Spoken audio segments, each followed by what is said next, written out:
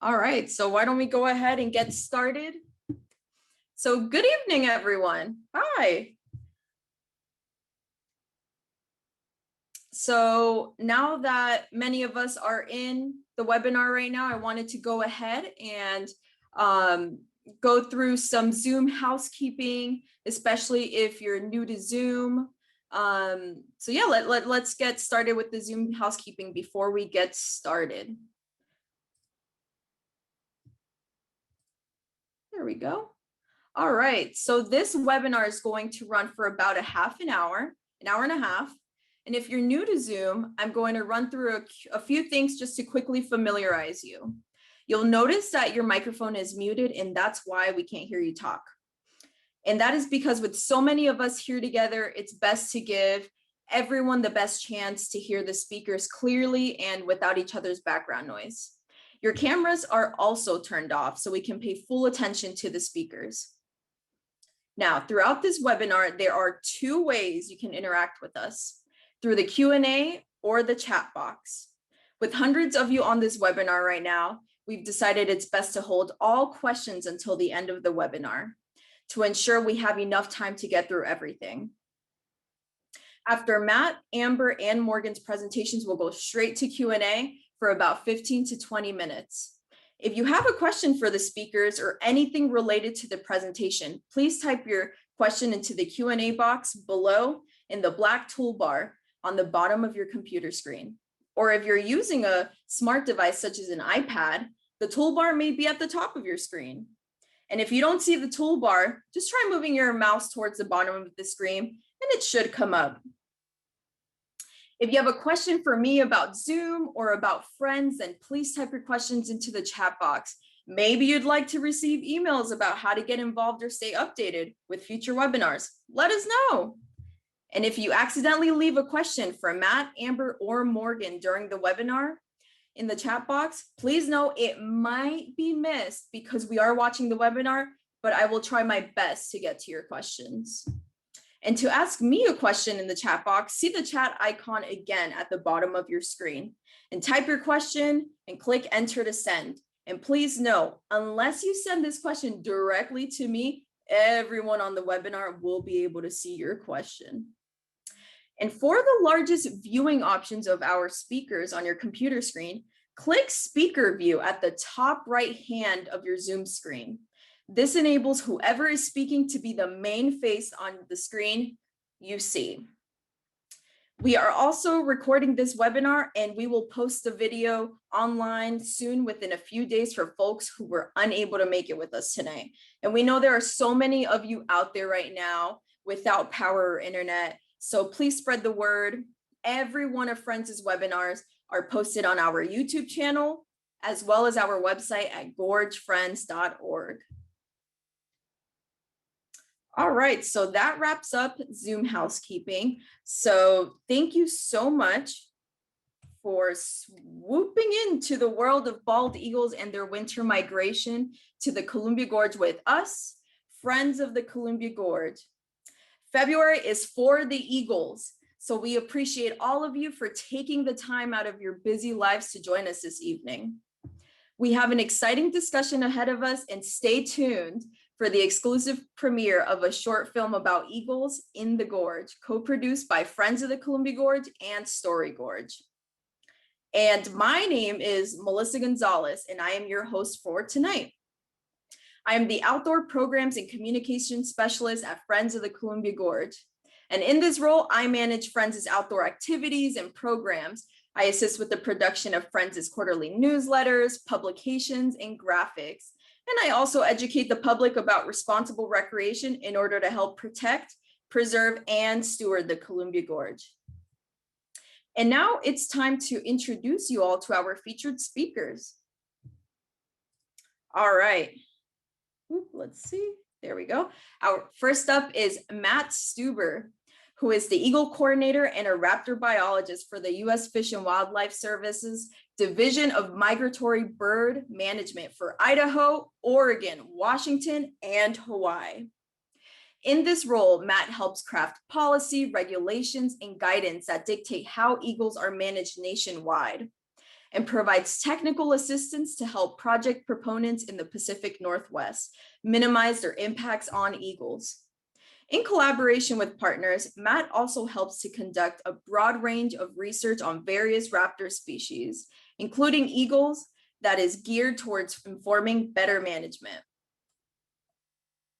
And up next, we have Amber Tilton, who is a park ranger for the Dalles Lock and Dam. She began her career as an interpretive park ranger for the U.S. Army Corps of Engineers 15 years ago in Rock Island, Illinois, on the Mississippi River.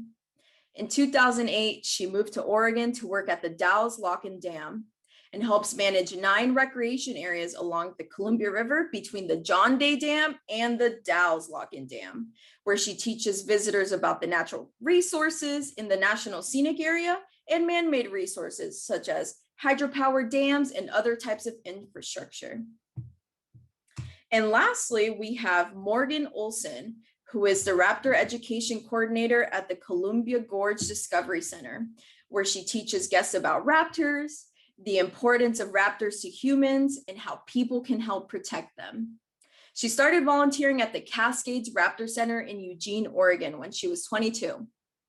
Driving down from Portland each Sunday to volunteer, her work at the center in Eugene was a pivotal moment in her life. Okay. And now I also... Sorry, Melissa, just one thing for you real quick. We have our captioner in the participants.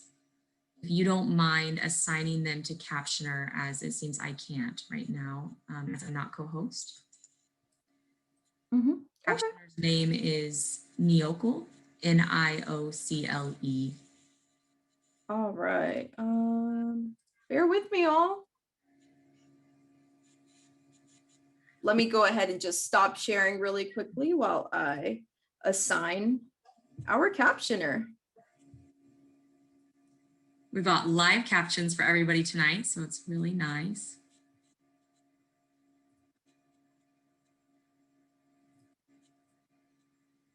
Okay, bear with me. And you should be able to just promote her to panelist and then promote to captioner. N-I-O-C-L-E. Okay, promote to panelist? Correct. And then once she's in panelist, promote to captioner. Last step. Okay. Niocle, you should be ready to go. Thanks so much. Thank you. Okay, everyone. Sorry about that. Technical difficulties, but we're good. We're back. All right. So let's go back. You just met our speakers for tonight. And now, before I get started and go further, I want to just talk a little bit about Friends for anyone who may have been invited to this webinar by a friend, or if you don't know about us, or you're still getting to know who we are. So Friends of the Columbia Gorge is the only conservation group entirely dedicated to protecting, preserving, and stewarding the gorge. Friends led the fight to protect the gorge by helping create the Columbia River Gorge National Scenic Area over 40 years ago, and it's been working ever since to safeguard the gorge and make sure the natural wonders found today will be preserved for generations to come. Friends is entirely dedicated to protecting and enhancing the scenic, natural, cultural, and recreational resources in the gorge. And this webinar is a part of the 2021 Eagle Watch, created to help promote raptor education. The U.S. Army Corps of Engineers has hosted an annual Eagle Watch program in cooperation with local partners at the Dalles Lock and Dam since 2010. And now to kick off tonight, we'd like to debut an original short film fully shot in the Columbia Gorge this 2021 winter, literally last month and this month, by Story Gorge. Story Gorge is a multimedia company based in the Columbia River Gorge and focuses on amplifying worthy stories through video production, still photography, and media education. So I really hope that you enjoy this film.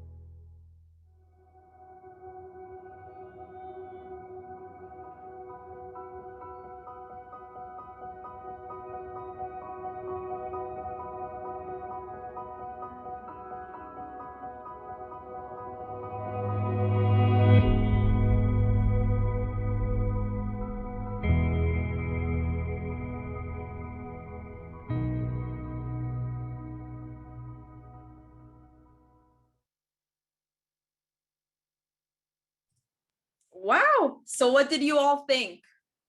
Go ahead and comment. Let us know what you think. We want to hear exactly what you thought about it. What was your favorite part? For example, I love the clip where the eagle passes the fish to the other eagle and you can see its talons just grabbing that fish. It's just absolutely incredible. So this breathtaking video was fully shot in the Columbia Gorge and truly captures just the essence of this annual eagle migration in the gorge. And isn't it so incredible that due to the endless work of so many, it has led to bald eagles flourishing right in our backyard. So from Friends of the Columbia Gorge, we are happy we could share this project with you all. And many, many, many thanks to Sean O'Connor, Zach Leavitt, and the entire Story Gorge team for partnering with Friends to capture this stunning eagle activity and for producing this short film. The video will be uploaded on our YouTube page, and you can also find it on Story Gorge's social media channels. And great, I love seeing all the comments coming in. This is fantastic. Thank you so much. Continue to let us know, and again, it will be uploaded. And with that, I'm going to hand it off to our first featured speaker, Matt Stuber. He's amazing. You're really all going to enjoy this. So thank you and enjoy it. Matt, you're all set. Okay, great. Let me get things going here. Ooh.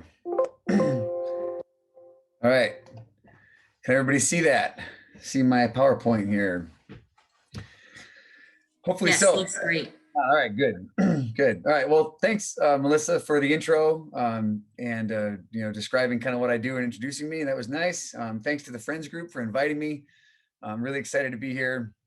I had no idea we were expecting 500 plus participants. That is amazing. So yeah, great turnout. Oh, I'm excited. This is going to be fun. As Melissa said, I'm sorry, Matt. We can't see your PowerPoint. I'm sorry. I don't see it right now. Oh, okay. Try resharing real quick. Let me try.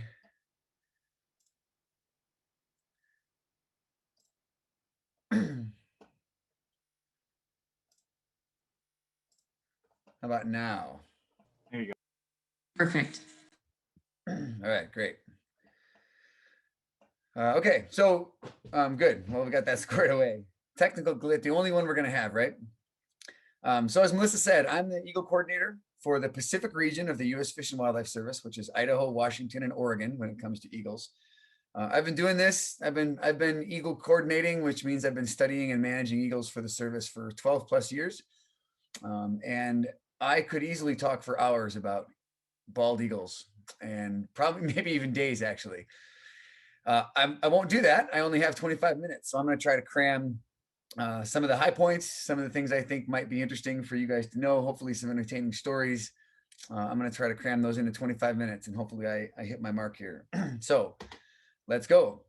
As all good wildlife species talks start, I'm going to start by talking about what we're talking about. Bald eagles. When everybody closes their eyes and thinks about a bald eagle, they must picture something like this image in the upper right hand corner of the screen. I hope folks can see my cursor. This is an adult bald eagle. An adult bald eagle is an eagle in adult plumage. Usually that adult plumage comes at about age 5 for these birds. So this is a adult eagle, but I get questions a lot about how to identify any young eagle, anything that isn't quite in its adult plumage. So if it doesn't have, a yellow bill and a distinct white head and a distinct white tail, how do I know if it's a bald eagle or not? And how do I know what age it is? Well, we won't get too far into the nitty gritty details here, but this bird here on the left of this upper picture is a kind of chocolatey brown bird with not a lot of white on it. That's what really young bald eagles look like. We call them juveniles. Those are birds that haven't molted yet. They're still in the same plumage they'd be in if they just left the nest. The bird in the middle, which has a lot of white feathers on its body, but doesn't yet have the white head and the white tail, that's a bird we'd call a subadult. And subadult eagles come in many varieties. Here's one down here in flight. You can see that this bird's starting to get some white in its head. A lot of times you see birds like this. In fact, the video we just saw, you see birds like this. this is an adult bird, but just hasn't quite molted in all of its head feathers yet, all of its white head feathers. So it still has some retained black feathers in there. But you can see bald eagles that look like this and any variation in between. So this is the species we're talking about today. This is a bald eagle. I'll have some pictures of some golden eagles later on, but mostly we're talking about bald eagles. All right, what do bald eagles eat? Pretty easy question, right? Everybody knows that bald eagles eat fish. But what else do bald eagles eat? They eat a little more than just fish. So I'm going to open it up to the group in the chat. You can chime in. Tell me what you think bald eagles eat, and we'll talk about it in just a second. So go ahead and take a second and chime in. Melissa, read me some of the best answers. I'm sure there's going to be a lot. We got rodents, ducks, crustaceans, insects, waterfowl, after birth, roadkill, dogs, berries and fruits, question mark. Well, no berries and fruits and no dogs that I know of, although I guess it wouldn't be out of the question. But for the most part, you can answer the question I asked with this. They eat pretty much anything that they can get their talons on. They are what we call generalist predators, which means if it gives them nutrition and they can get their talons on it, they will eat it or try to. A short list, and this is by no means a complete list, is right here. I have found in eagle nests when climbing waterfowl, geese, beavers, muskrats, gulls, turtles, pheasants, turkeys, rabbits, herons, snakes, and a variety of other things. Pretty much you name it, and I have found it in a nest. Never dogs or berries, but but they eat a lot of different things. They can make it work. If the fish are scarce, if they're not near a water source, they can make it work. Also, adding to their flexibility is that they can scavenge. They eat dead things. So a lot of times you'll see eagles scavenging on carcasses by the roadways, or they'll pick up something that's been hit by, maybe a small waterfowl or something that was hit by a car. They'll pick it right up off the roadway and fly it up to their nest. Believe it or not, they also eat eggs. This isn't a common thing for them. Excuse me. Excuse me. This isn't a common thing for them, I don't believe, but bald eagles have been shown to even eat eggs on occasion. So they eat lots of different things. At this point, I want to point out one thing. This photo I have up here on the slide. These are two actually quite old nestling bald eagles in a nest. This photo I took in a nest in Wisconsin.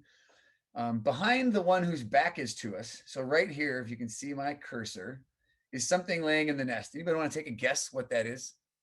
I'll give a few seconds here to folks to look at it. You might have to squint a little bit. I don't know how big this is on your screens, but anybody want to guess what that is? A mouse, another bird beak, a chick, heron bill, chicken embryo. Ooh, heron bill is not bad. A frog. It actually is the leg of a fawn. So it's the leg of a baby deer, which is always interesting to come in contact with 100 feet off the ground. Probably what happened is, yeah. Can you circle with your cursor? Yeah, here. Perfect. Right there, right under the tail of this eagle with his back turned to us. So leg of a baby deer. So not something I would expect to encounter in a nest. I'm sure the parents didn't bring the whole baby deer up to the nest to feed the kids, but they either killed it or found it dead and were able to take some pieces of the deer up to the nest. A review of 20 studies that looked at eagle diet across their range said that eagles do actually eat mostly fish. So across their range, on average, 56% of their diet is fish, 28% is birds, 14% is mammals, and 2% is other stuff. That's where the turtles and the snakes come in. I will point out, though, that this is an average.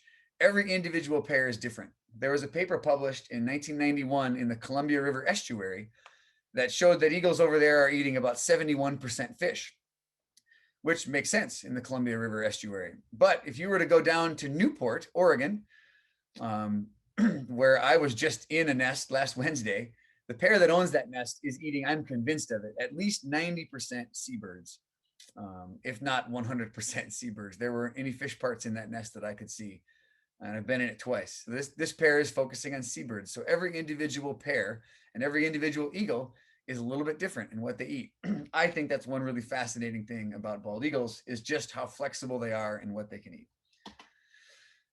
All right, now I want to take a second to talk about eagles' social behavior. And really, in a sense, this is kind of why we're all here today, right? I mean, this is when people think of eagles in the Columbia Gorge, they think mostly of sites like this picture that I have up on the screen. By the way, I'll point out these eagles are not seeming to follow the social distancing guidelines that exist in the United States today.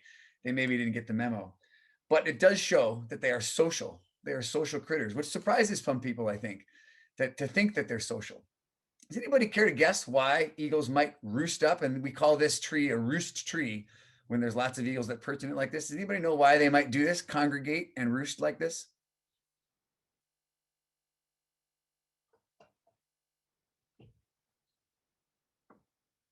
We have mating, protection, stealing food from each other, safety in numbers, food, opportunistic, singles night, prey, protection, salmon runs. Yeah, so I heard a couple of key words. Food appeared a lot. Mating is actually one that I don't have on my slide, but that's actually not bad. There's some evidence that eagles can actually start forming their pair bonds with their pair they're going to breed with on a roost site. But the two main reasons that I have here are food and shelter. Eagle roosts typically mean food and shelter. And what's neat about them is eagles are inherently, and I hate to say this because they're a national symbol and we're supposed to revere them and not say bad things about them, but eagles are inherently lazy. They will take an easy meal when they can get it, and they will take a free ride when they can get it. And one of the reasons that they benefit from this social behavior is because they're able to follow each other to good food resources. If just two of the eagles in this tree know where there's a good spot to hunt or a good spot to shelter, they can't help but show all the other eagles where those spots are. So they get actually some exchange of information in these roosts by following each other and watching each other. I don't think they sit there and gossip to each other in the tree, but they definitely watch each other. And they do talk to each other too. Maybe they are saying something maybe they are speaking eagle and I just don't know what they're saying. But roosts are kind of a fascinating component of eagle biology, and the Columbia River is a great place to see roosting eagles, as you could see in the video that we saw earlier. Juxtaposing this aspect of sociality and how eagles are social, juxtaposing that, they're also very fiercely territorial. They will defend their breeding territory against other bald eagles, or really even other species, even mammals, even coyotes and other mammals that they think could pose a threat to them. They will defend and they will scare them out of their territory or try to. This is one fascinating aspect of eagles, is that they can interact socially, especially in the winter months, but then when the breeding season comes, sociality is out the door. Okay, there we go. All right, one really neat story while we're talking about territoriality in eagles. And this is actually, Amber, I didn't even know when I put this on here that this nest in question was in your old neck of the woods. But this is the nest that I just put a picture up of is in northern Illinois on the Mississippi River. And you'll notice there are 3 adults in the nest. So what's up with that? Wouldn't the 2 breeding adults want to kick the 3rd adult out of there and send them packing? Typically, yes. But every once in a while, it comes up and it's observed that there can be 3 adult eagles raising young in a nest. And this just so happened to be documented on camera at this nest in northern Illinois. So the bird here on the right, you can't read the white letters probably, but I'll read them to you. The bird on the right is the female. Her name is Hope. The bird in the background is Valor 1. I don't know who named these birds, but Valor 1 is a male, and Valor 2 is in the front here on the left, and that is also a male. So these 3 birds work together as a trio to raise young. Sadly, and also fascinatingly, in 2008, there was an intruder that tried to attack the nest. And actually, they think it wasn't caught on camera, but they think that this intruder killed Hope. And the nestlings had just hatched. They were pretty young, still in need of lots of parental care. And Valor 1 and Valor 2, the 2 males, ended up raising those young, and they successfully fled from the nest that year. All the while, the whole 2 months that they were growing up, the males kept this intruder out. She was desperately trying to gain a foothold in this territory, and they kept her out and fed the kids. Pretty fascinating story, I think. Eagles are just, the more you learn about them, the more interesting they get. All right, other interesting facts about eagles, and I'll go through these. These are kind of just random. I'm just trying to hit the high points here. So if there's anything that I don't cover, and you thought, hey, he skipped over this thing I wanted to know about, we have the question and answer session coming up. Who wants to take a guess at what the oldest bird we know of in the wild is? The oldest bird we have on record in the wild. And this would be through banding records. By the way, if you want to know what banding is, there's an aluminum band on the leg of this eagle in this picture. 33. 33? 50. Ooh, 23. 50. These are wild 22. eagles. Well, the answer, 38 years old. The oldest eagle we know of was banded as a nestling in 1977 and was hit by a car and killed in 2015. 38 years old, which is, I mean, that's crazy to me. That's a long time. I'm 38 years old. And so the fact that wild eagles can live that long is pretty amazing. Another question. I hear this a lot. Eagles mate for life. Do eagles mate for life? Is that true or is that false? Or yes or no? Do eagles mate for life? Chime in. No. Yes. Maybe. Maybe. All of the above, actually. They do and they don't. What eagles have dedication to and what we call fidelity to is a nest and a territory. So eagles will return to their same territory year after year after year. So will their mate. So often if two eagles get together and they produce young and they breed together and they live a long time, they can really mate for life effectively. But that isn't, I mean, I'm not saying it's not common, but it is also pretty common that something happens to an eagle, as in the example of Hope that I just used. If something happens to an eagle the following year, or as soon as they can, the remaining mate will replace the one that they lost with another mate. And there's plenty of eagles out there to fill the shoes of a bird that might have been lost. So do they mate for life? They can, but it's not necessarily fidelity for each other. It's fidelity for the nest site that they always come back to every year. All right, Morgan's going to talk about this a little bit, I believe, but I wanted to talk really quickly about a few anthropogenic, that means human-caused sources of death for bald eagles. These are things that people probably don't like to think about or don't think about too much. I just wanted to list a few of the top ones, and these are in no particular order. First one, trauma, collision. Eagles collide with things in the landscape that we put there. One of the main ones is power lines. They can also collide with vehicles. That's another one of the main ones. And also wind turbines and other things as well. So trauma via collision. Poisoning is a way that eagles die on the landscape, either rodenticides or organophosphates. Most commonly, it's lead. Lead poisoning is probably the main thing that sends bald eagles to rehabilitation. Electrocution is a really common thing. Eagles landing on power poles that aren't avian friendly and they get electrocuted. And then this one blew my mind when I first, got out of graduate school and I had this idea in my head of how the world was. Eagles are actually still shot today. I thought, no, that's a thing of the past. Nobody does that anymore. But it's true. They do it still. It's actually, we believe, the third leading cause of death for golden eagles in the United States is shooting, like intentional shooting. Blew my mind then, still kind of does. And then I wanted to take a little bit of time to talk about eagle nests. Now, as a guy who's climbed hundreds of eagle nests, I have kind of an affinity for these, so maybe I'm a little bit biased, but I think eagle nests are fantastic. For those that have seen them, they're these big bundles of sticks in trees that just look, you can see them from miles away. And they're really kind of it's hard to even take your eyes off them sometimes when you're driving down the road and you see one. That's not only why they're amazing. Sure, they're big. In fact, the largest ones can be 6 meters wide, 3 meters tall, and weigh up to about 2 tons, which is about 4,400 pounds. I don't know exactly how they estimated that. I don't think they took a nest out of a tree and weighed it, but they're just guessing. Anyway, these nests get pretty big, and you'll see some photos later that show why.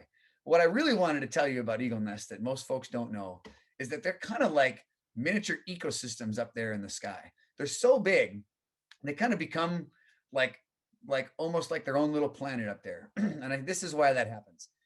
For folks that can see this photo, this eaglet, this is another picture I took in Wisconsin. This eaglet is standing on some grass that the adults have brought in to line the nest. That's right. It isn't just a pile of sticks. They actually line the top with very soft mosses and grasses so the nestlings can grow up in a nice soft place, so the eggs can be laid in a nice soft place. They continue to bring those grasses in throughout the year, throughout the breeding season. When the eaglets hatch, they also defecate amongst that grass. And then on top of that, parents bring into the nest prey items like this. There's a backbone right here in front of this eaglet of a fish.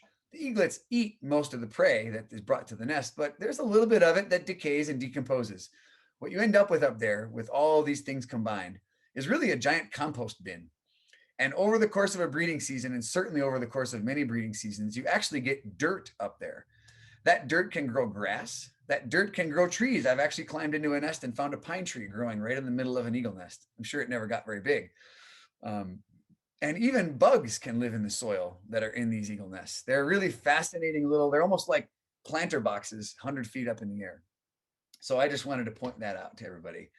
Their nests are pretty fantastic.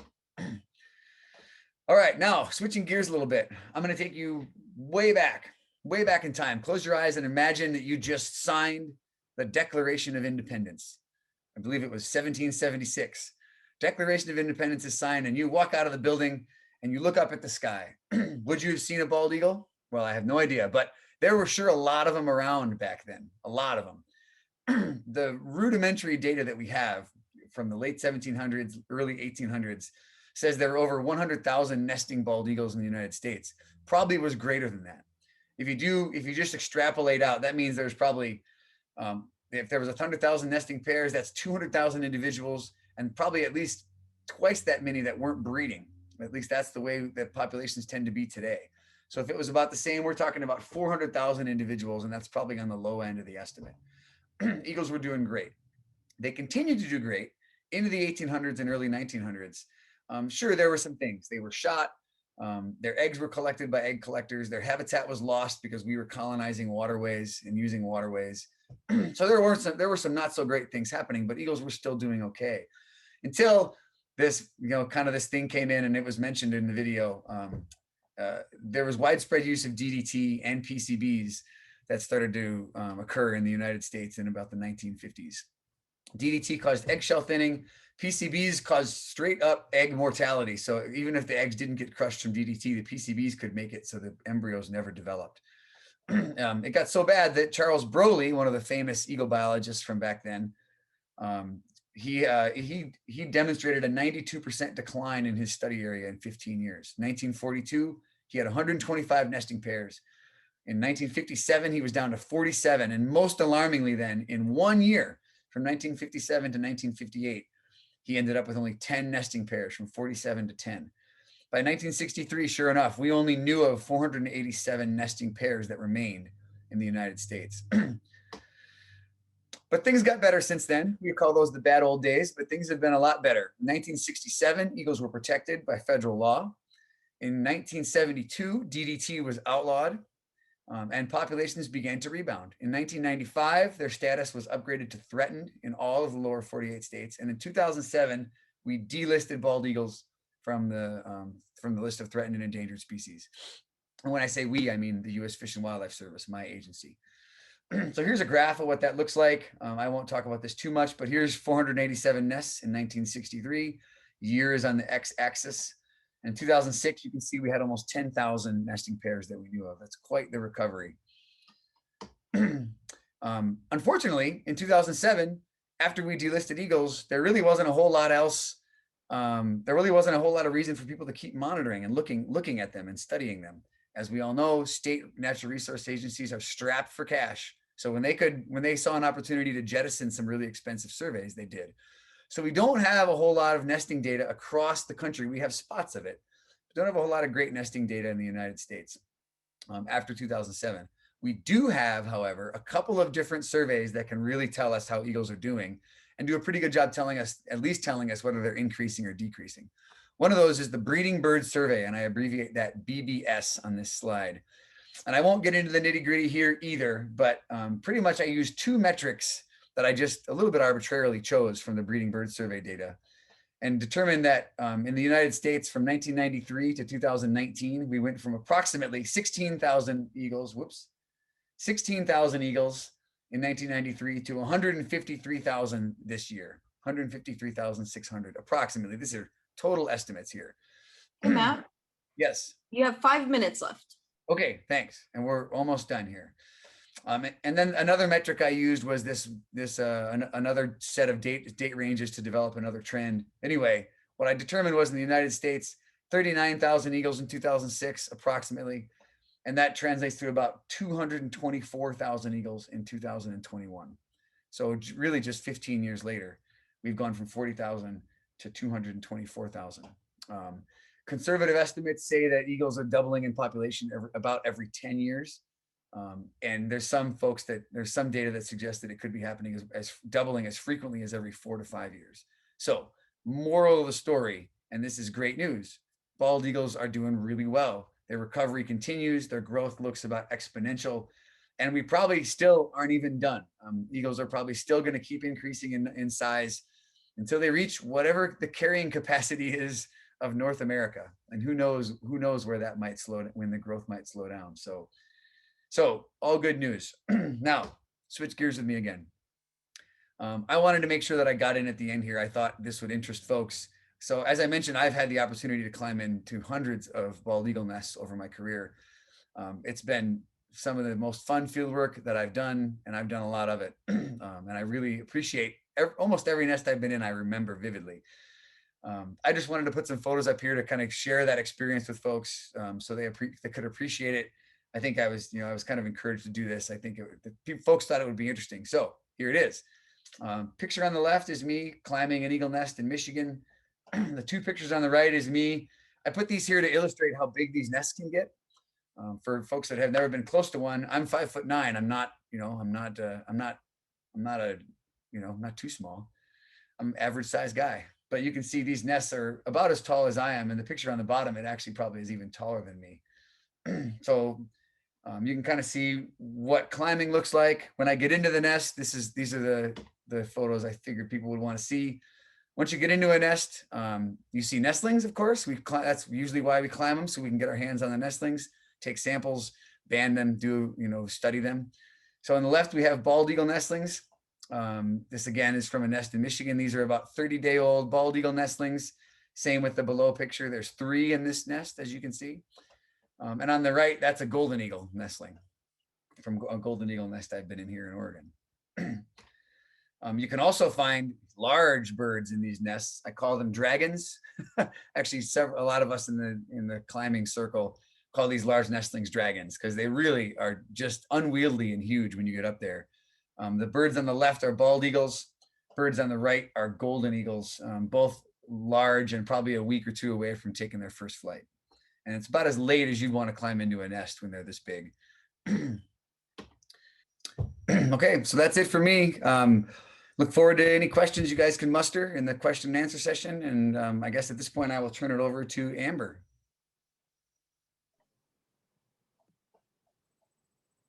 Thank you, Matt. Hi, everyone. My name's Amber. I'm going to start my screen, turn my screen on here. Give me one moment.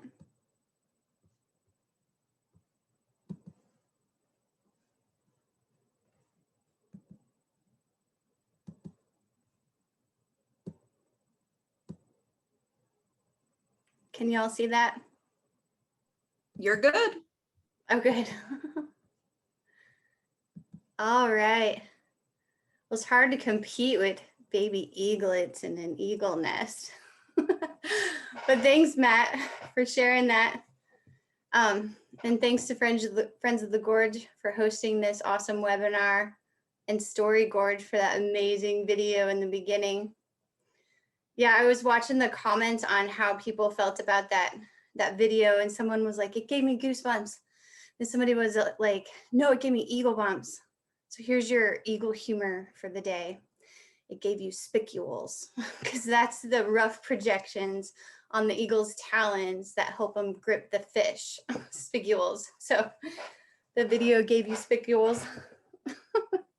Anyways, my name's Amber. I'm park ranger at the Dalles Dam, and we host an annual Eagle Watch from our visitor center. So I'm here to talk to you about that today. Since we couldn't be in person, we're doing it virtually. And let's see, there we go. Okay. So before I get into eagles, I'll just tell you a little bit about who the Corps is, the agency I work for, U.S. Army Corps of Engineers. We are a part of the Army, commonly referred to as Big Army, Little Army, although there's nothing little about the big jobs we do. Throughout our nation's history, we built a lot of infrastructure. Corps of Engineers is responsible for many missions under the Civil Works Department. So I fall into recreation, that middle box there. But Congress has authorized the Corps to do a lot of different things, as you can see. Mostly we're civilian employed though, and 37,000 civilians in over 130 countries. So we have a pretty diverse workforce. It's never a dull moment. In recreation, we're all over the nation. The Corps of Engineers is one of the leading federal providers of outdoor recreation.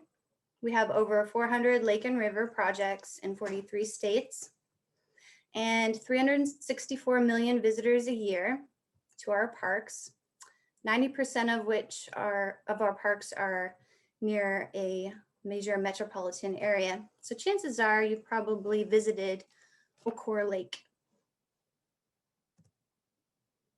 We also have an environmental stewardship mission because we manage 12 million acres of public lands and waters, and 7 of the top 10 migratory bird flyways cross over our USACE waters. So that's a lot of land and water to manage. The Corps has historically played a key role in the recovery efforts of the bald eagle, and we partner with a lot of different agencies and organizations like the Fish and Wildlife Agency and the Forest Service and others to do conservation work, including breeding seasons and midwinter eagle surveys, management of wintering habitat, and education and outreach like these eagle watches. We also have a threatened and endangered species team that collaborates with the Corps' engineering research and design centers and partners with scientists to develop solutions and identify priorities and issues to come up with strategies for conservation outcomes. So in our database, we have over 1,064 species. And since 2006, we've expended $14.5 million on bald eagles alone. Just last year, Portland District spent $112,000 on bald eagle recovery efforts.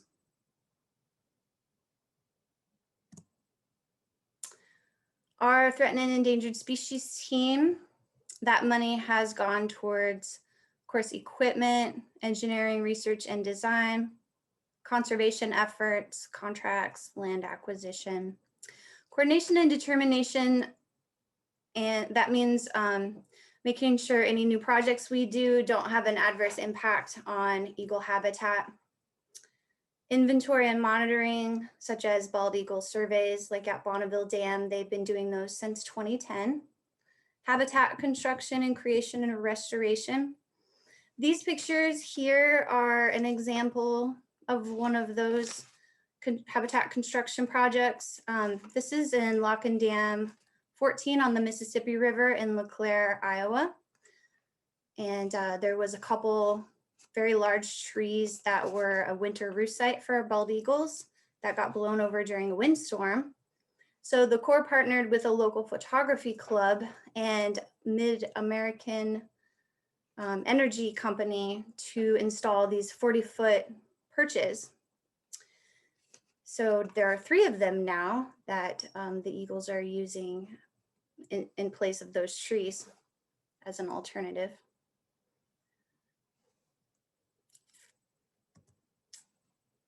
So because we have a big role that we play in bald eagle recovery efforts, our wildlife biologists also contribute to the Journal of Raptor Research and other scientific publications. An example here is Mike Watkins, who's retired now, but also did some nest climbing and raiding himself, banding eagles.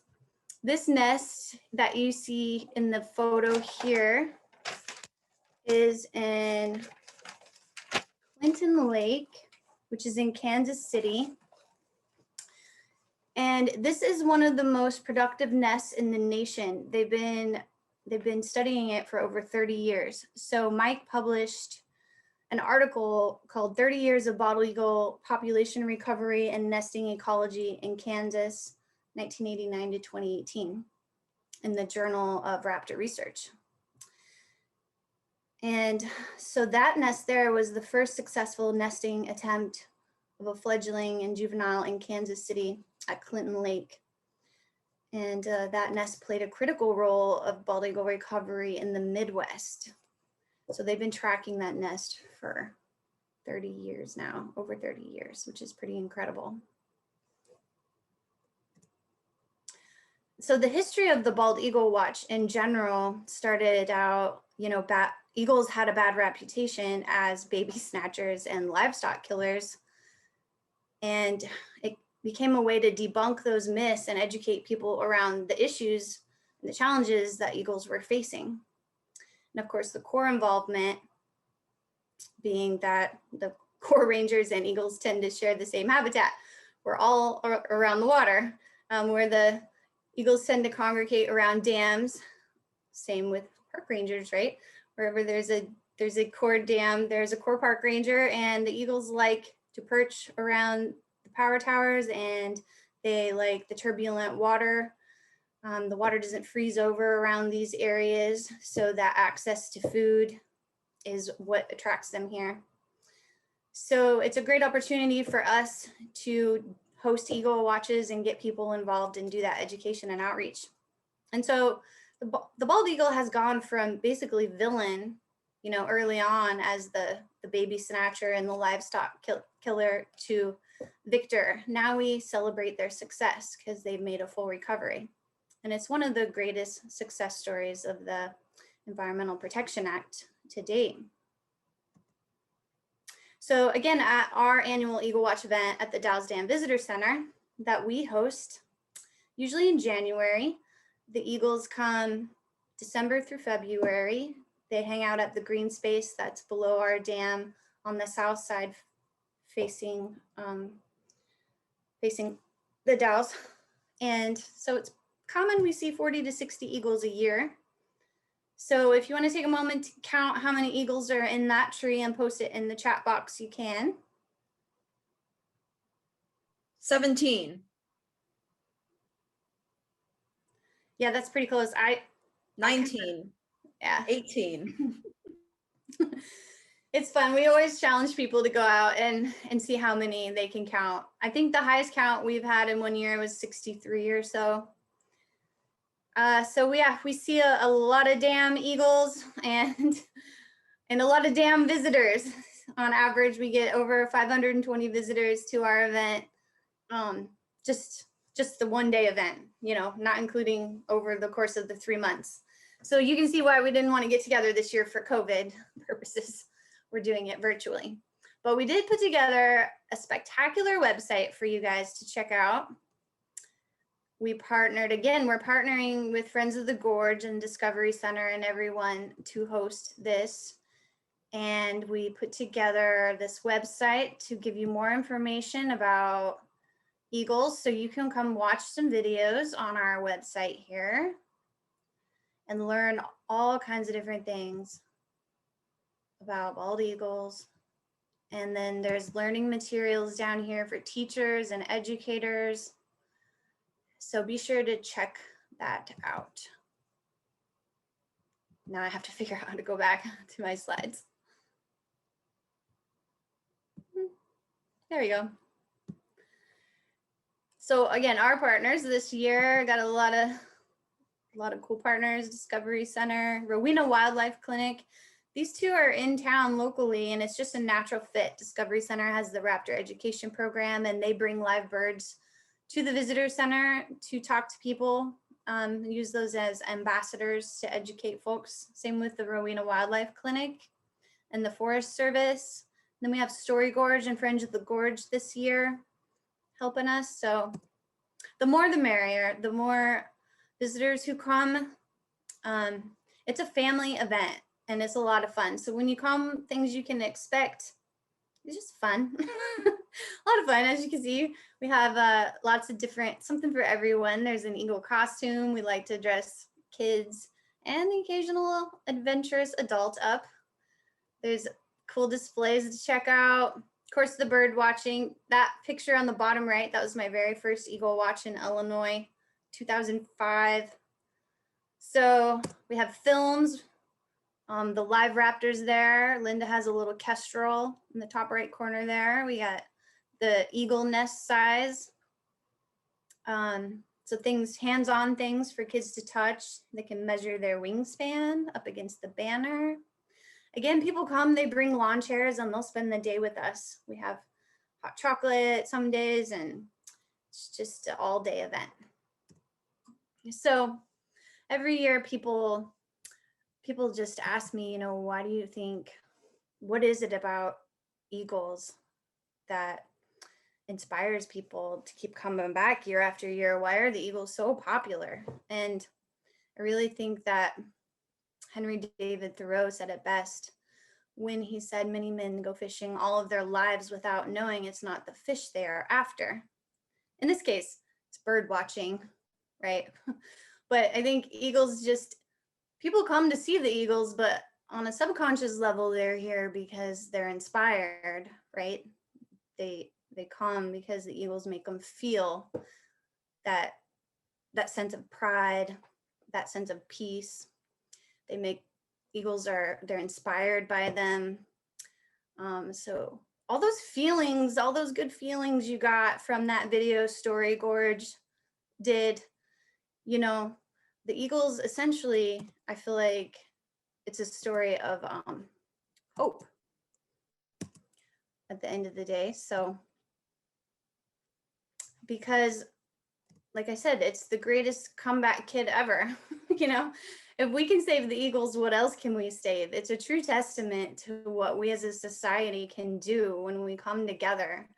And, we can save these species from going extinct. And if we can save these eagles, we can save other things too. So it is a story of hope. And I think that's why people keep coming back.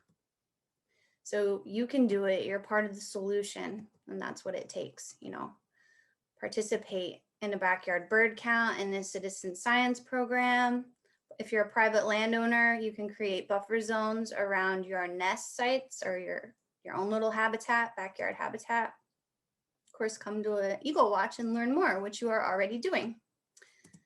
Choose non-lead ammunition, which was talked about earlier.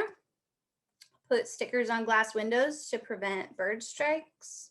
Plant native plants and trees. Find alternatives to pesticides and herbicides. Of course, give a hoot, don't pollute. Attend community cleanup events. Good eagle etiquette is important. Practice giving wildlife plenty of space and picking up after your pooch and keeping your pets leashed. It's very important to not scare them away. Become a volunteer, get involved. It takes a village, it takes everyone. These are, if you're interested in learning more of the things I talked about, all of the little things I touched on, these are where you can find more on each one of those. So take a screenshot or a photo of this real quick. And if you have questions, you can email me. I'd be happy to share more with you. And thanks for coming to our webinar today. Guess with that, I'm going to hand it to Morgan. All right, I'm picking up from you now, Amber. Yep.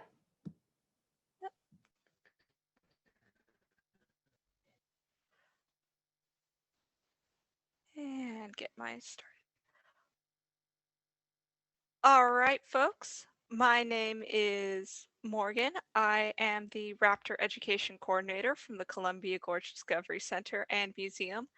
I have also been doing my best to answer your questions in the comments. So if your question hasn't been answered, it might be another presenter is better suited. I'm here to talk about. Morgan, can you turn on your camera, please? Did it turn? It turned off again whenever I start my presentation.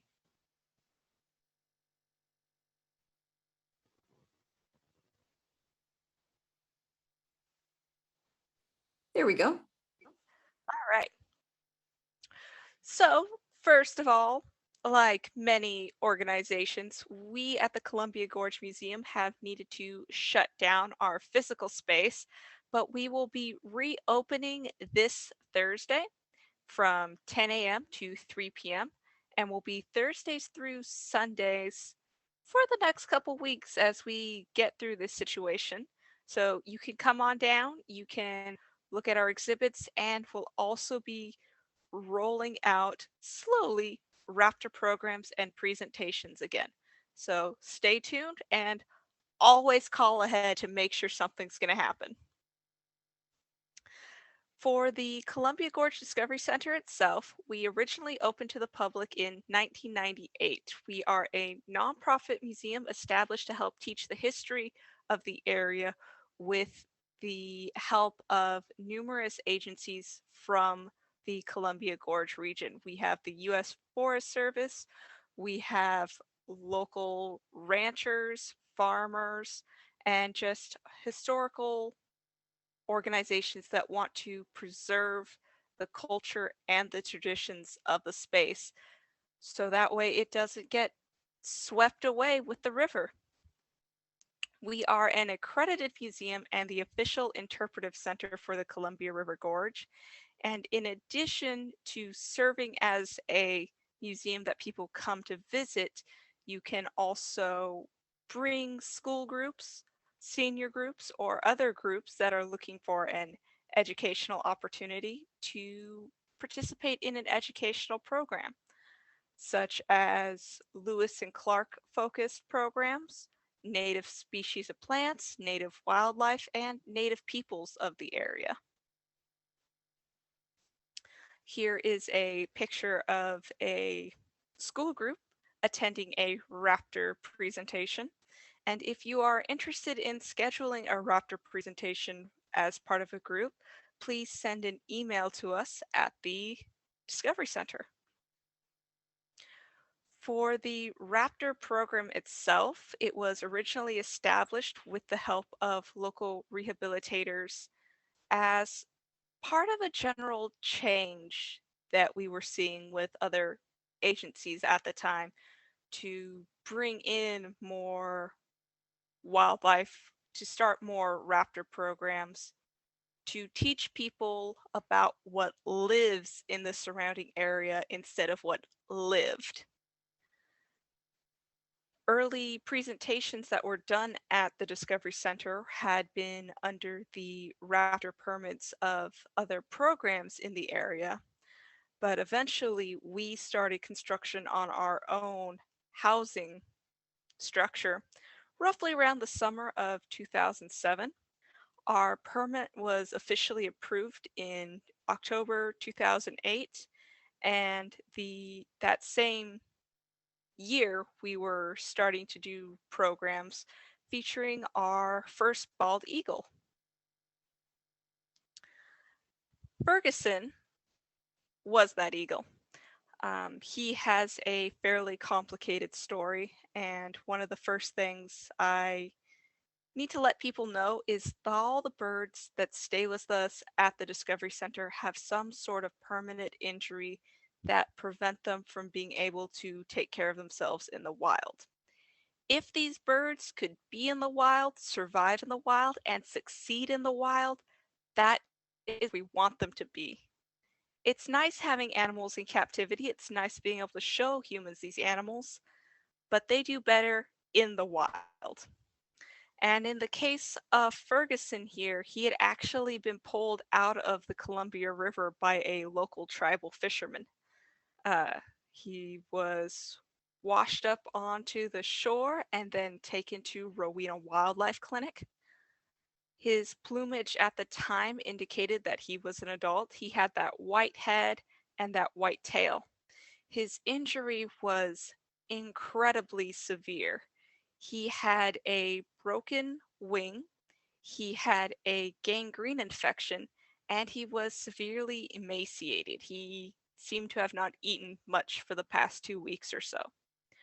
While the gangrene infection and the emaciation were able to be dealt with, for the broken wing, due to the the rotting flesh, the whole wingtip region was amputated. And he happens to be named for Hugh and Jay Ferguson, a huge donor for the establishment of our Raptor program. Our other bald eagle is our female named Liberty, and Liberty was found at the Comboy National Wildlife Refuge summer of 2013. Similar to Ferguson, she had a damaged wing. In her case, she had fractures of her metacarpals. We were not sure what originally caused that injury. It seemed to have been shattered, with particular interest on the minor, the smaller bone of the pair. And the theory was she either smashed it somehow or maybe some sort of large ground-dwelling dog or coyote or something bit her on the wing. That bone could not be reset without invasive treatment, and wing amputation was deemed to be the best option in her case. Now, when I'm saying metacarpals, here you can get a better idea of what bone I'm referring to. You might also be familiar with the term the flat when you're eating chicken wings, and that is the same region, that paired bone that got pulled off. In humans, these are the bones that make up the back of your hand. When you do realize they have these two injuries, it does become quite obvious. We have Ferguson on the left side of the screen wearing his hat, and Liberty on the right side standing on a glove. And Liberty shows us a great example of the differences in the wing and why this amputation impacts them so much. She's missing her primary flight feathers on that wing, and so is Ferguson.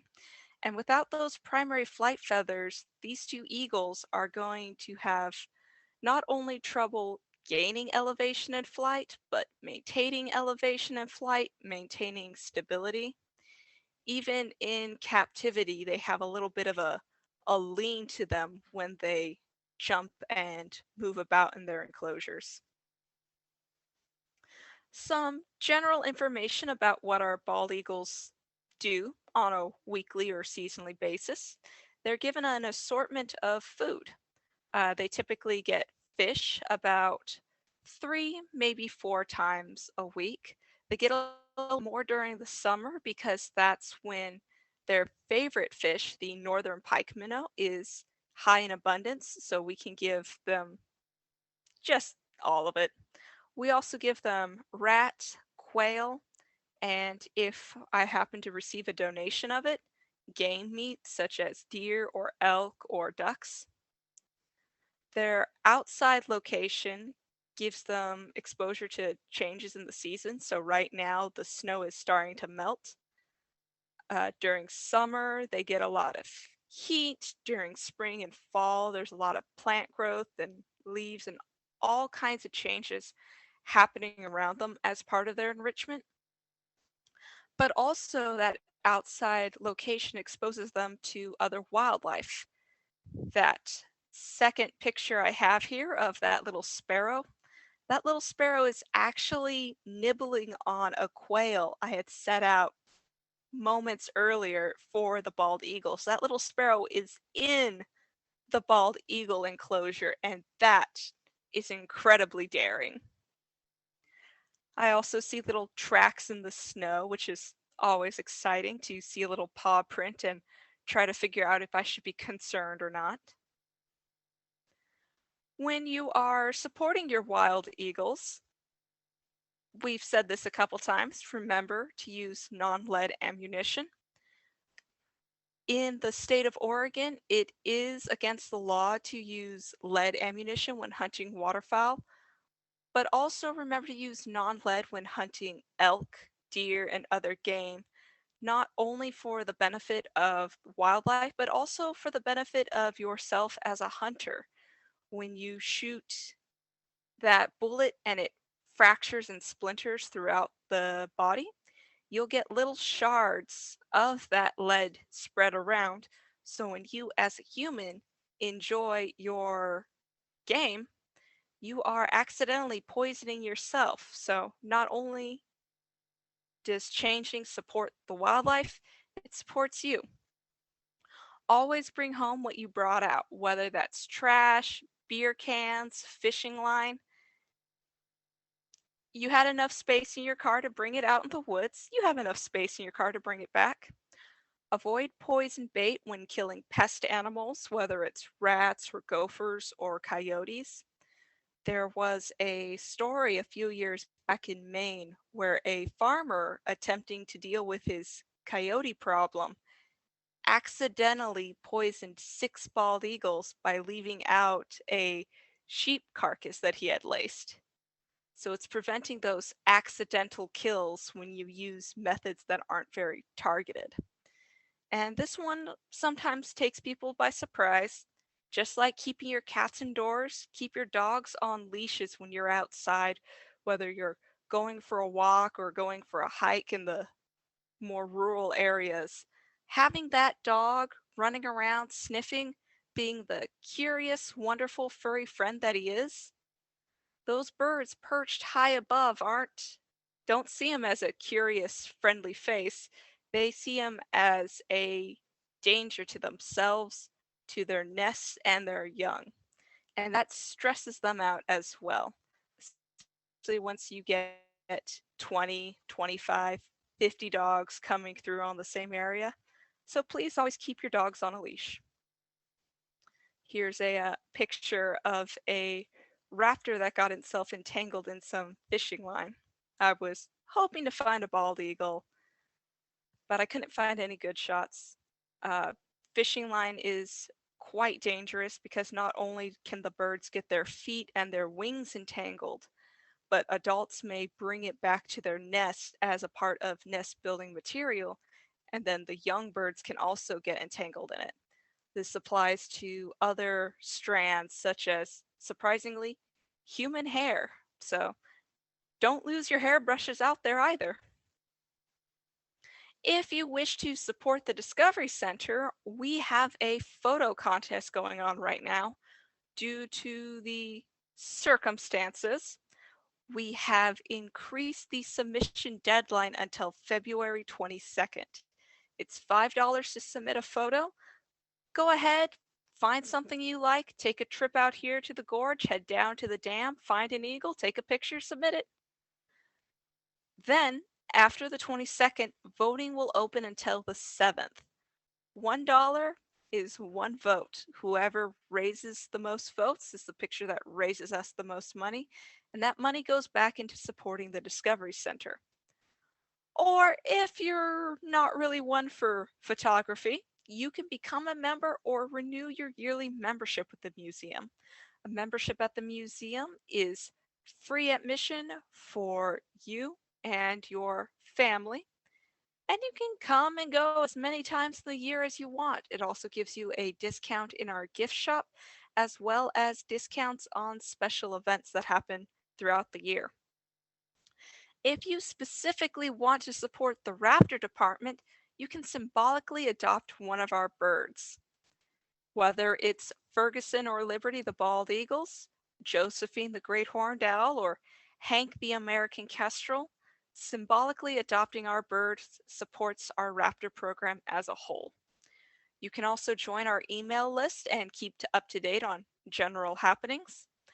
And if you'd like to visit our website, it is www.gorgediscovery.org.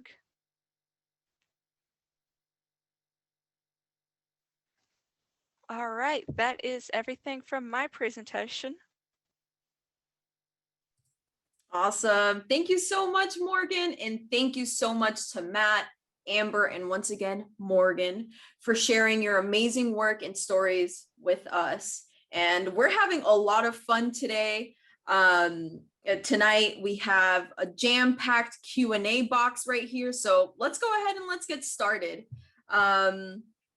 All right, I have some questions. And Matt, and you're all good to turn on your cameras.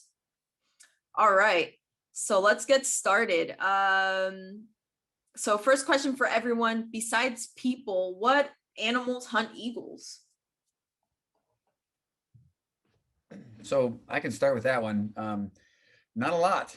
There are some large mammals that would happily take an eagle if it was on the ground. Maybe if it was injured or sick on the ground or something like that. So coyote might try its luck, or certainly a mountain lion or something large.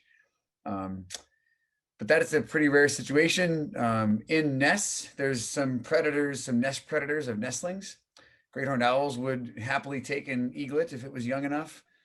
Otherwise, yeah, there's, raccoons and other things that can climb into the nest, and they want to take their chances with mom up there.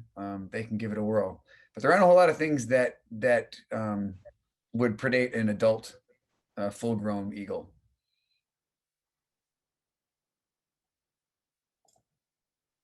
All right, next question. I saw two eagles entwined in a spiral dive. Were they mating or fighting?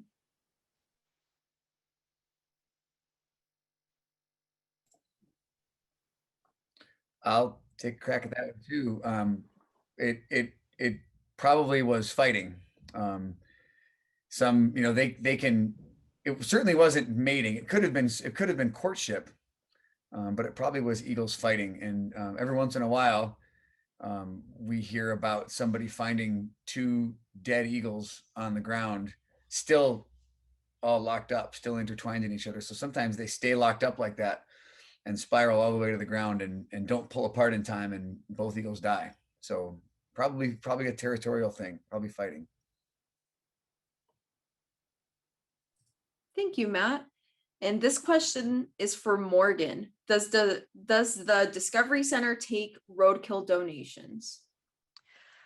When it comes to food donations, I need to be picky about it because people do often have the best intentions, and sometimes their best intentions leave me with 10 pounds of freezer burnt fish. So when you are donating food, I try to go by the rule of thumb: if I wanted to eat it, I wouldn't feed it to my birds. However, I have also hit a point in my life where I look at the mice I caught up and ask myself, yeah, I might eat that. So we prefer not roadkill unless maybe you were the one that hit it with your car. We want to make sure our food is fresh. I have heard a lot of horror stories of people getting like week-old roadkill donated to them. So fresh is fine. Ducks, deer, elk, Oregon State Police brought me a couple of ducks this year, and the bald eagles were enjoying them. So I really appreciate all food donations as long as it's fresh. Thank you, Morgan. This next question is for Matt. Matt, I'm telling you, this is probably the question we got the most. The people want to know, have you been attacked while climbing up a tree into an eagle nest?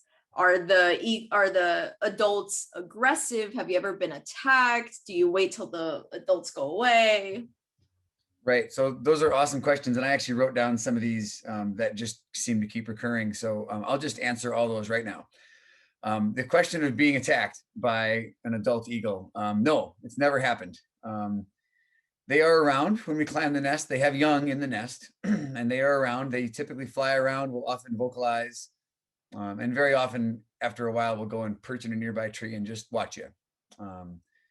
I've never had one, I wouldn't think, come within maybe 20 feet of me. It's probably the closest one has come, and it wasn't really that aggressive. It was an eagle that didn't know I was in its nest and was coming in to land, and then realized I was in its nest. Reason for that is, and this is kind of an ecological principle with long-lived species that tend to live a long time and reproduce slowly. We call them case-selected species. They don't typically invest a lot of resources in nest defense, in defending their young, because they can just live to reproduce another year. Species that tend to live shorter periods of time will put a little more effort into defending their young, because this might be only one of a few opportunities they have to reproduce. So So bald eagles, I wouldn't call it a calculated decision, but they tend to be a little bit less defensive of their nests when it comes to things like humans that they know they probably can't tangle with. If I was a raccoon, I would expect to be chucked from the nest, but they tend to leave me alone. And we, of course, make our visits as quick as possible, so to minimize stress on them. And that's the other thing I wanted to mention. There were a lot of questions about, do the adults mind? Does it harm the nestlings? Things like that. And I should have mentioned this. I was in such a rush to get through my 25 minutes, and I think I still went over. Sorry, Melissa. But I did want to mention, so me and my crew who climb these nests, we are permitted from every state that we do it in, as well as the federal government. We have a permit from the bird banding lab to handle and to take samples from the birds that we process. And we're all experienced, quite experienced in how to do this in a safe way. So we don't ever climb a nest when the nestlings are too young, because keeping the parents away from the nestlings when they're too young could cause them to not, if they can't thermoregulate on themselves by themselves, so it could cause some harm that way. We also try really hard not to climb nests when nestlings are too old, because there's a risk that they could jump from the nest and take their first flight, and you could make that happen. And that, despite best efforts, every once in a while, you just get some bad information, or you don't, you misage a nestling from the ground when you look at it before you climb. But really, in my whole career, it's only happened a handful of times that I've had nestlings jump, and they've all ended up landing and we bring them back up to the nest and they're okay. So we really do take a lot of care to make sure that these nestlings are okay. And then the final thing I wanted to say is that the adults, they do come back. I know there's this common conception out there that that birds will know when you've handled their young and they won't come back. At this point in the process, eagles have laid eggs probably in February, incubated them for 35 days. Those nestlings have been in the nest for 70 days before they fledge. These eagles have invested, and that doesn't even count the courtship and the nest building that they went through. I mean, all total, the breeding season for eagles is about 6 months long. So they've invested so much time in getting the eaglets that far. They're bound to come. The parents have always come back. I've never had it not happen. In fact, we've even moved nests from hazardous places to less hazardous places where they're out of harm's way with chicks in it, and the adults will go and feed the chicks 100 meters away in a nest platform. So we can even move the nest and the adults will still come back. So hope that answers some of those questions. I should have put some of those comments in the talk, but failed to do so. And hopefully that helps folks and eases their minds. Thank you, Matt. All right, next question is for Amber. Where do the eagles at the dam migrate to and from? And how many eagles have you seen in one day? That's a good question. I'm not quite certain where they're coming to and from. We don't band them, but they do migrate as far north. They're coming as far north as parts of Canada. So they're definitely coming from the northern parts of Canada. And as far as how many I've seen in one day, it's quite a number, probably 70. It's kind of like as soon as you're like 1, 2, 3, 4. Oh, and then you got to start over because they've moved. As soon as you get them all counted, and then you're like, I lost count. But yeah, upwards of 70. Thank you. Okay, so this is a question for all of you. Is it possible to ever see a golden eagle in the Columbia River Gorge? And where are golden eagles found in Oregon? So maybe you can all tag team this one. I will say we have somebody at the Discovery Center who participates in Raptor surveys, and she'll usually see a couple golden eagles even in winter this time of year. Her loop takes her up into Washington on that side of the Columbia River, up towards Lyle.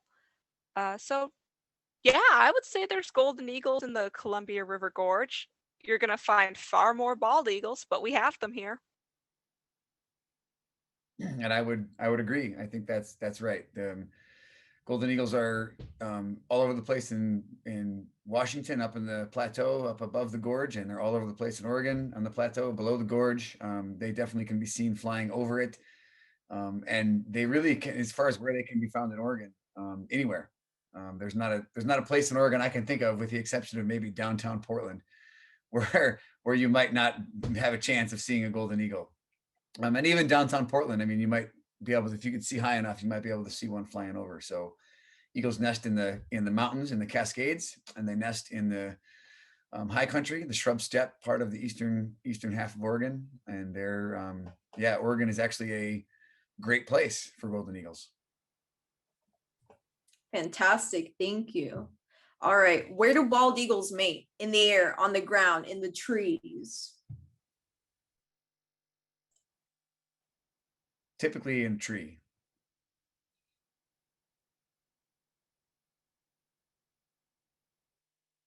Okay, next question. How can you tell the difference between a juvenile bald eagle and a juvenile golden eagle? I did say that I could address that in the Q&A, didn't I? It is not that easy. It is not all that easy. However, so golden eagles just in general are this kind of the chocolatey brown color that the young juvenile golden eagles or bald eagles are. So there's your big confusion, is between very young bald eagles and really any golden eagle. Young golden eagles, you can easily differentiate from young bald eagles, because young golden eagles often have a big white band on their tail. And they also have the gold head feathers. If you're close enough to the bird to see its head, they have that distinct gold head feathers on the back of the neck. But that white band on the tail is a dead giveaway that you've got a subadult or a juvenile golden eagle, and bald eagles do not have that. So that's one way to tell. The trickiest thing is telling a young bald eagle from an adult golden eagle. And for that, there's some subtle clues you can use. Bald eagles' heads are bigger than golden eagle heads. So if you get the right angle and you can kind of see how the head protrudes from the shoulders, you can tell them apart that way. If you're close enough, golden eagles have feathers all the way down to their feet, and bald eagles do not. Bald eagles lack feathers below their lower joint on their leg. So that's one way to tell, is feathered tarsi. The gold feathers are always a dead giveaway. Let's see, what am I missing? The beak shape. I mean, some of these are all kind of subtle things, and I wish I have another talk with photos that you can compare the two, but those are the basics. That's the gist. Thanks, Matt. All right, Amber. On a regular year, where is the annual Eagle event at the Dalles Dam? Our event is hosted at the Dalles Dam Visitor Center in the Dalles, Oregon. And Morgan and Amber, do we have resident eagles year-round in the Columbia Gorge? Yes. Yep. We have both our resident eagles and our migratory eagles. There is a nest near the Discovery Center. The eagles have been used somewhat regularly. I haven't seen them yet this year, so hopefully they'll be back. I'll spot eagles during summer, during winter, fall, spring, just eagles around the clock out here. Love it. All right. Is there a typical height for how tall typical eagle nests are? Do they have a preference in height? They do not. It's more of a preference in tree. They prefer these super canopy trees, and along the coast and in parts of the Cascades, they grow Doug firs pretty big. So some of these nests are pretty high up in some of these super canopy trees, the ones that you can, look at from afar and they stick up above all the other trees. So I would say, they also can nest, if there's not big trees around, they can nest low in a tree. Heck, I've even seen bald eagle nests on the ground. It's really rare, but they can even nest on the ground when there's not trees available, and on cliffs as well. So the average nest is probably about on the Oregon coast, it's probably about 120 to 150 feet up. If you go into the eastern part of the state, there just aren't trees that big. So you're probably looking at nests in much smaller trees, 60 feet, 100 feet. Thank you. And do any of you know if why can't the electrical wires be insulated so there are no more electrocutions of eagles?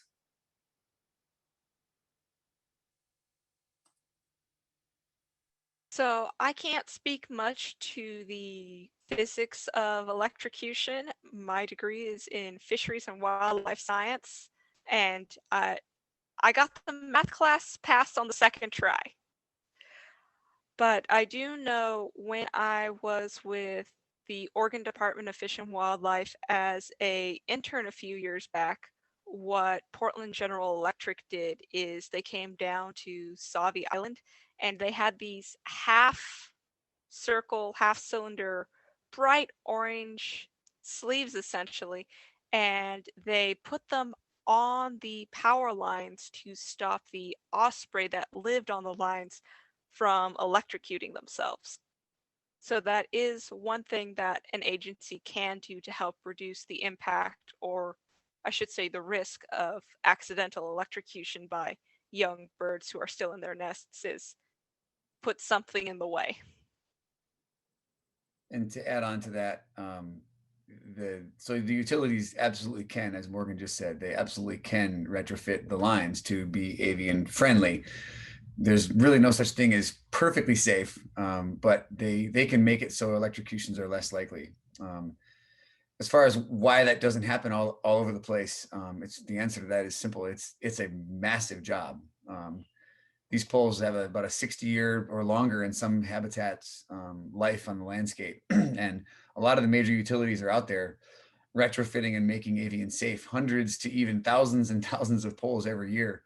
But when you're talking about a pool of hundreds of millions of poles, it's hard to make progress very fast. So we've known how to save raptors on power lines for a long time, and we're chipping away. By we, I mean the utilities are chipping away at the problem.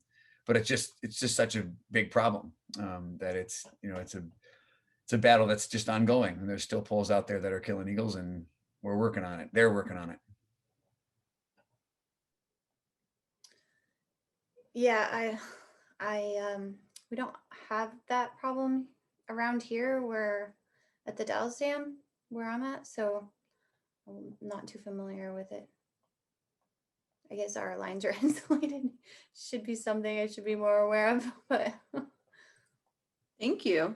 All right, Matt, what samples do you take when you are in the nest? Good question. So typically, it depends on the reason for the study.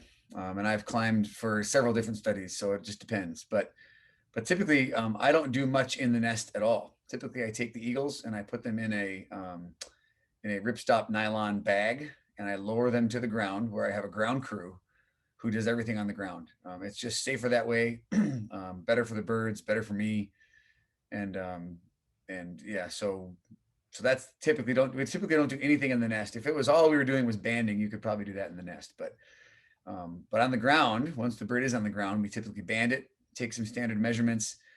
Depending on the study, usually we take a blood sample. Sometimes it's a feather sample. Sometimes it's we can swab their mouth if we're looking for some kind of disease. So it's typically things like that. And every once in a while, we can put transmitting devices on the birds that allow us to track them. So we do that every once in a while too. But it all depends on the study and why you're up there. Thanks, Matt. All right, folks, we're almost there. We just have a couple of questions left. This question would be for all of you, especially since you all work for different agencies and organizations.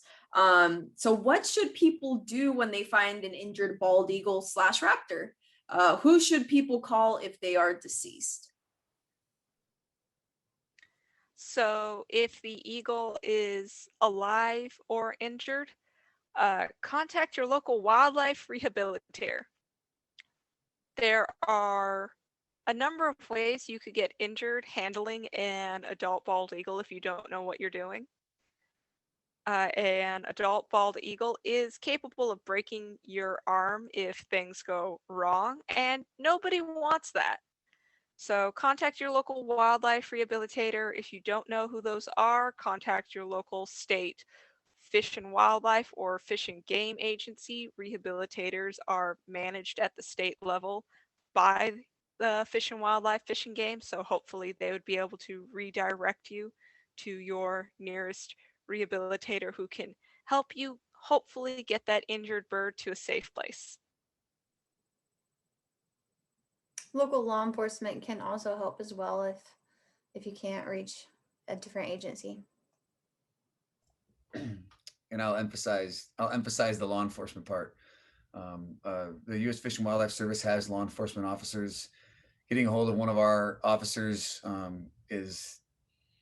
it's really important. And then you just follow the instructions they give you. Sometimes they'll want to collect the carcass if they think there's been something that they want to investigate. If they don't suspect anything, sometimes they will instruct you to send the carcass to the National Eagle Repository, which is in Colorado. And I actually responded to somebody's comment about this in the Q&A already. And I put a link to the website for the National Eagle Repository up there. So if you find a dead eagle, Morgan's absolutely right. Injured eagle, wildlife rehabilitator, there's lists of those online. But if it's eagle remains, if it's a dead eagle, law enforcement, and then probably the National Eagle Repository. And I see a question in the chat about how Native Americans get their eagle feathers. The feathers that end up to the repository that Matthew answered, those feathers go on to Native Americans who apply for their feathers to the federal government. So when Ferguson molts his feathers over summer, I collect them and I put them in a box and I mail them off to Colorado as well.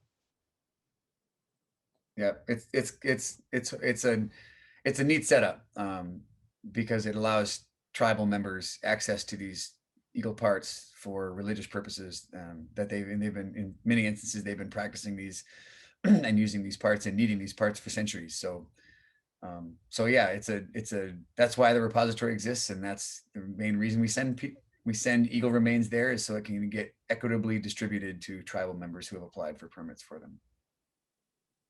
Fantastic. All right. Matt, this one's for you. Is there any research into the loss of diversity in the genetic code due to the very low populations when it was below 480 nests?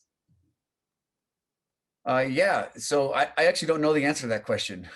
There probably has been some. There's been plenty of genetic research on raptors and bald eagles, so I bet there has been some. I'm just not aware of what it would be. I do know that they did take eagles when they were doing introductions.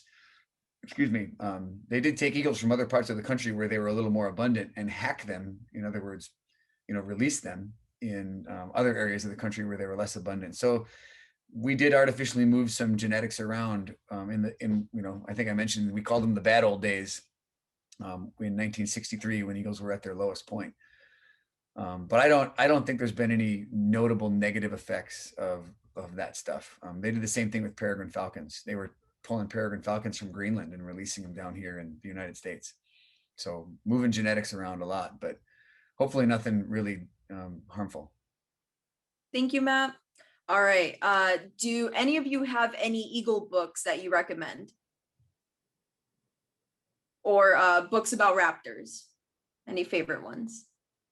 I have 2 books, sort of general bird fact books that I recommend to people. And I can't remember their names right now. Amber, Matt? I have a list, but it's not on me. But if you want to email me, I can definitely share that list with you. The local library also has a list that we sent them as recommendations for their story time. I just don't have it right in front of me. So I don't, and I can't, I guess it depends on what you're after. I pulled this off my shelves here. If you're really into identifying birds, raptors, this is a good one. Jerry Liguri is a world-renowned raptor identification expert. His books are awesome. So if you're looking for that kind of thing, I've got a bunch of that. If you're just looking for informational books, I know there's a book, forget who the publisher was, but I know there's a book, I think it's just called The Golden Eagle. And it's about this thick, and it's just it pretty much talks about everything we know. If you're just looking for basic facts, though, online is a great place to start. If you can subscribe to the Birds of the World online service, that is it's an amazing, they have compendiums of, I mean, pretty much it's a summary of all of the things we know about these species. They have people who are experts in each species write an account. So if you want to learn about a species, that's the best way. I think it probably costs money to access that, but anyway, that's a great resource too. Birds of the World online. That's a great idea to add that list to our website, a reading list. So we'll do that, and that link too. I did find one of the two books that I'm enjoying. It is The Genius of Birds. It has this lovely California scrub jay on the cover. It is a lot about sort of judging the intelligence of birds. So it's not really eagle focused, but if you enjoy books about Alex the parrot, about New Caledonian crows, about what those New Zealand parrots are getting up to, I recommend it as a fun bird fact book. Awesome. All right. Final question for you all. Are there any volunteer opportunities? Yeah. Never gonna turn down a volunteer. What do people have to do for your agencies and organization? How can people volunteer for you? Well, the first step is just reaching out to one of us. I'm sure any of us would be happy to connect you with the right place that you're interested in, the right area for you. So yeah, if you want to reach out to me and email me, you can, and same with the other folks here, I'm sure. Depends on what you're interested in. But like volunteering at the Eagle Watch is a good place to start. We have volunteers every year who help man a spotting scope or help man a booth to host some of the activities that we do with the kids. So that's a good way to start. There's a backyard bird count. You know, you can participate in Eagle bird watch surveys locally. Yeah, that's what I was going to suggest is I mean, the service doesn't have any really great ways. You know, the refuge system maybe has some volunteer opportunities if you want to donate or volunteer for our wildlife refuges, but my program doesn't have a whole lot of volunteer opportunities, but doesn't mean you can't help. I mean, there's citizen science projects out there. I think, you know, Amber, you had this in your slide at the end of your presentation. If you're a good birder, grab a route for the breeding bird survey, or you know, grab a route for the short-eared owl citizen science project. I mean, there's a whole bunch of things you can do. Backyard bird count. Yeah, I mean, I'm blanking on some other things here, but volunteer opportunities abound for people who want to contribute to science. Mm-hmm. I know out at the Discovery Center do have a volunteer program. Right now, we are not accepting new volunteers for our Raptor department. As Amber can attest to, it's a very small space. So it's just a case of preventive measures, keeping ourselves healthy and keeping you healthy. But if you are interested, send us an email. I'll put that off to the side and hopefully I might reach out to you in 6 months and ask if you're still interested. All right, everyone. So let me just share this screen with you all. There we go. So I've included our contact information if you have any further questions for myself or the speakers. And I just want to say this was a very entertaining Q&A session. We had over 70 questions, which is just amazing. You all had great questions. And overall, it was a great webinar. So I wish we could continue talking, but we do have to let all of you get back to your night routine. So thank you so much to all of the speakers. There's their contact information if you do have any questions or volunteer inquiries. And this recording will be up on our YouTube page, our Friends website in the next couple of days. So with that, we all leave you for tonight. Thank you so much and stay warm. Keep an eye out for any eagles or birds. Thanks, Melissa. Thanks for hosting. Thank you all so much. Thanks everyone for coming. Bye. Take care, everyone.